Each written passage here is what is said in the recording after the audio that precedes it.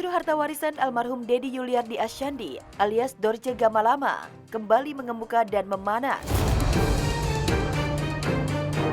Pihak keluarga kandung almarhum Dorce yang diwakili Elita selaku kakak kandung Dorce dan Mimi Hatati selaku keponakan Dorce mulai melihat gelagat tidak baik dari anak-anak angkat almarhum yang diduga ingin menguasai harta benda serta surat-surat berharga yang ditinggalkan artis serba bisa itu. Sampai detik ini pun semua yang berhubungan dengan Mama, segala dokumen-dokumen penting mulai dari sertifikat gitu kan, KTP, KK dan juga ATM, rekening itu semua dipegang sama anak-anak, bukan sama kami gitu. Padahal udah jelas di sini bahwa kamilah ahli waris.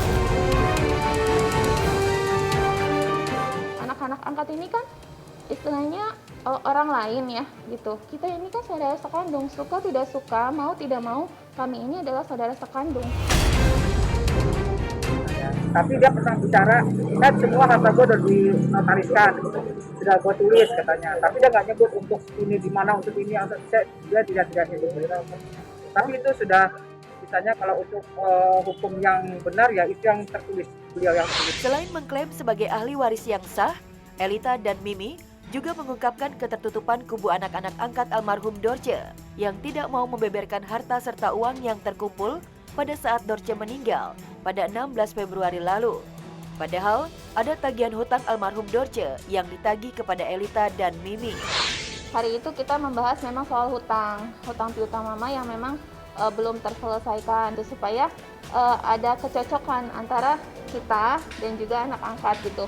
Karena nanti kan kalau anak angkat aja yang tahu, kita nggak tahu kan nanti takutnya ada apa namanya tuh nggak kesesuaian gitu ya. Bukan kita minta uangnya, cuma minta list aja diberitahukan, tapi ternyata anak-anak dan juga pihak pengacara tidak mau terbuka. Ada beberapa hutang uang, ada juga yang hutang jasa kayak gitu. Tapi tetap nilainya uang.